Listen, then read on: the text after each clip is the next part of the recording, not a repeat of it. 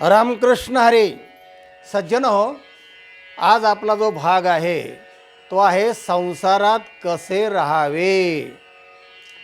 आता संसार या शब्दाचा अर्थ आपण पहिला पाहूया. सरती म्हणजे सरकणे असा धातू आहे आणि सम हा त्याला उपसर्ग लागलेला आहे. सम्यक सरती म्हणजे विशिष्ट रूपाने जो सरकतो त्याला संसार म्हणतात.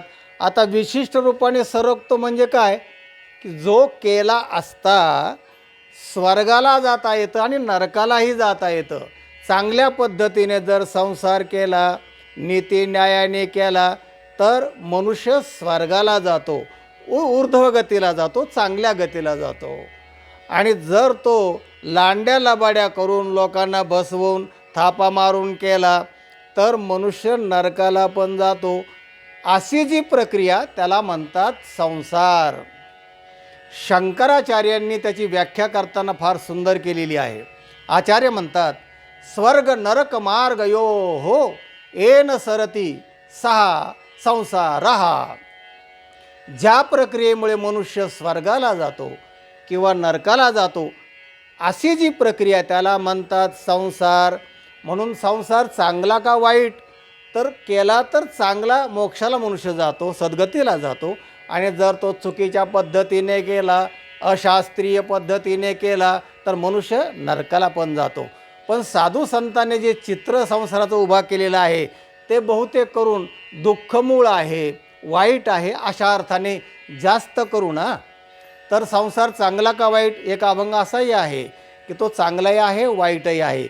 शरीर चांगलं का वाईट, चांगलंही आहे वाईटही आहे. अशा दोन बाजू वर्णन केलेले आहेत. पण आपण जे नेहमी ऐकतो तर तो संसार कसा वर्णन केला आहे बघा.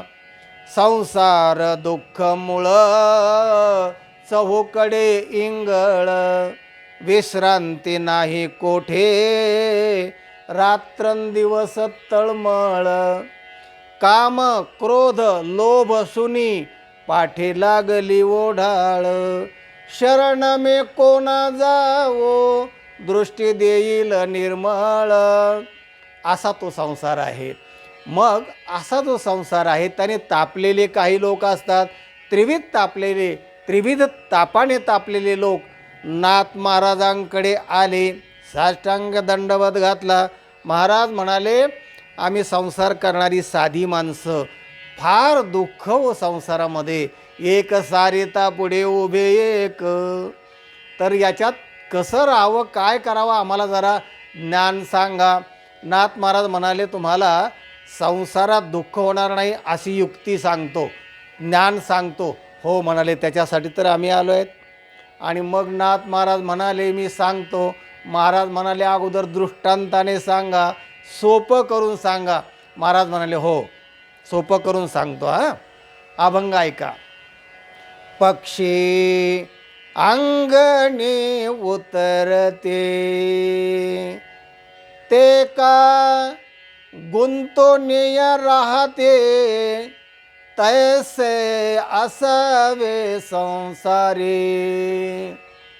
पक्षी असतात ना, पक्षी आकाशात उडणारे, त्याला खग म्हणतात. ख म्हणजे आकाश आणि ग म्हणजे गच्छती. खे गच्छती ती खग. आकाशात जे फिरतात, विहार करतात त्याला पक्षी असं म्हणतात. ते सकाळी उठले की आपला चारा पाणी टिपण्यासाठी ते आकाशात फिरत असतात. म्हणजे पारवे असतात, तुमचे पाळलेले काही पक्षी असतात, त्याला कबूतर म्हणतो आपण. ते समूहप्रिय असतात आणि ते आकाशात फिरतात. सूक्ष्म नजर असते त्यांची.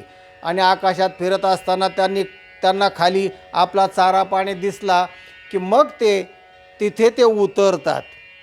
अंगणामध्ये शेतकरी महिला आपल्या अंगणामध्ये ज्वारी बाजरी जे काय धान्य असेल, कडधान्य, ते वाळू घातलेलं असतं. आणि ते त्यांना वरून दिसल्यानंतर ते खाली ते धान्य टिपण्यासाठी, वेचण्यासाठी उतरतात. महाराज म्हणतात, पक्षी अंगणी उतरते. अंगणात उतरतात, दाणे पटापटापटा टिपतात, इकडे तिकडे पाहतात पाणी आहे का, कुठे गाडग्यात, कुठे वाटेत, थाळ्यात, कुठलं, पटकन ते पाणी पितात. आणि जे आपल्याला लागतं तेवढं खातात आणि उडून जातात. बाकीचं जरी खूप धान्य असतं तरी ते तिथे थांबत नाहीत की आता खूप धान्य आहे, बरं झालं आपलं पोट भरले, पाणी मिळाले, आता इथंच राहू, आपण इथंच मुक्काम करू, असा काही विचार न करता काम झालं की उडून जातात.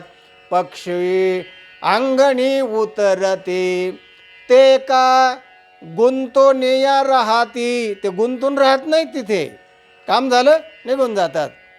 तैसे असावे संसारी, त्या पक्षाप्रमाणे संसारात राहा. आपलं काम झालं की त्यात गुंतून नका राहू. माणसं गुंततात आणि मग कुंथतात, त्याच्यात राहा. पद्मपत्र मीमांसा गीता सांगते की त्याच्यामध्ये नावेत पाणी असणं धोक्याचं आहे, बुडते नाव, पण नाव पाण्यात असणं हे धोक्याचं नाही, ते तरुणोपाय आहे. तसं संसारात मनुष्याने राहिलं पाहिजे. संसार त्याच्या आत घुसता कामा नये, आसक्त होता कामा नये. त्या पक्षाचं उदाहरण महाराजाने दिलं. तैसे असावे संसारी जोवरी प्राचीनाची दोरी. कुठपर्यंत असावे संसारामध्ये, तर जोपर्यंत आपलं संचित आहे, संचित प्रारब्ध आणि क्रियामान, जोपर्यंत आपलं साठवलेलं संचित आहे पुण्यपापाचं, तोपर्यंत आपल्याला संसारात राहावं लागतं. पण राहत असताना त्या पक्षाप्रमाणे राहायचं, गुंतायचं नाही त्याच्यामध्ये. तैसे असावे संसारी जोवरी प्राचीनाची दोरी. जोपर्यंत प्राचीन म्हणजे जुनं आपलं आहे ना संचितातलं, जोपर्यंत ते संपत नाही तोपर्यंत संसारात राहावं लागतं. आणखीन एक उदाहरण सांगा म्हणाले, म्हणजे आम्हाला पक्क समजेल. 3ऱ्या चरणामध्ये महाराज म्हणतात, वस्ती कर वस्तीसी आला प्रातःकाळी उठून गेला तैसे असावे संसारी. वाटसरू जो असतो ना, वारकरी चाललेला आहे पंढरपूरला, दिवसभर चालून चालून थकला आणि संध्याकाळ झाल्यानंतर त्याला एक वस्ती दिसली, वस्तीवर तो ओळला आणि त्या घरमालकाला म्हणला, महाराज मी वारकरी आहे, पंढरीला चाललो आहे, रात्र झालेली आहे, एक मुक्काम करायच्या, ओट्यावर झोपतो मी, जरा पाणी मला तांब्याभर द्या. तांब्या माझ्याकडे आहे, अर्धी भाकरी माझ्याकडे आहे, मागच्या गावात मला मिळालेली आहे, अर्धीशी भाकरी असेल तर द्या, चटणी माझ्याकडे आहे, रात्रभर मी इथे झोपतो, हांतरण्या पांघरण्याचं माझं साधारण आहे आणि सकाळी उठून जातो. जरा एवढा करा उपकार. तर शेतकरी भाविक बिचारे असतात, ते म्हणले हां ठीक आहे बाबा, तुम्ही अंगणात झोपू शकता. तो अंगणात झोपतो, त्या पाणी तांब्याभर तो माणूस देतो त्याला, तर काय चटणी मिरची कालवण असेल तो देतो, बिनधास्त तो रात्री गार झोपतो, कारण दिवसभर चाललेला असतो, थकलेला असतो. प्रातःकाळी उठून जाते, उठून गेला, वस्ती कर वस्तीशी आला आणि प्रातःकाळी उठून गेला. सकाळी सकाळी तो मालक उठण्याच्या अगोदरच हा उठून निघून जातो. तो मोह करत नाही की पाणी दिले आपल्याला, चांगल्या वाटेवर झोप आली, तिथे थांबत नाही. तो त्याचा नमस्कार त्याला आभार मानण्याला सुद्धा तो थांबत नाही, गुंतून राहत नाही. वस्ती कर सारखं आपल्या संसारात राहावं. तैसे असावे संसारी जोवरी प्राचीनाची दोरी. आणि शेवटच्या चरणामध्ये महाराज म्हणतात, एका जनार्दनी शरण ऐसे असता भय कोण. या 2 उदाहरणाप्रमाणे जर आपण संसारात राहिलं तर संसाराची काही भीती नाही. संसाराला लोक फार भीतात, काय लग्नसुद्धा करत नाही. ब्राह्मणाचं पोर्याग खेळे असे भ्यालं, संसार खेळ खेळायला फार लोक भिले. ते 12 वर्षला पाल रे, कापत कापत बाहेर आले, ते नागवेची पळून गेले रे. शुकाचार्य घाबरले ते संसाराला वगैरे. तेव्हा असा जो संसार आहे तर तो त्याच्यात कसं राहावं म्हणजे दुःख होणार नाही, ते 2 दृष्टांतांनी नाथ महाराजांनी युक्तिपूर्वक सांगितलेलं आहे. गुंतू नये आणि मग कुंथू नये असा तो संसार आहे. तुका म्हणे गालो तयावरी भार, वाहू हा संसार देवापायी. दुसरी युक्ती तुकाराम महाराजांनी सांगितलेलं आहे की देवावर भार घाला आणि बस, देवाचा एक सेवक आहे म्हणून संसार करा, दुःख होणार नाही. जोवरी प्राचीनाची दोरी, जोवर प्राचीनाचा साठा आहे तोपर्यंत आपल्याला ते भोग भोगावाच लागणार, संसारात राहावं लागणार.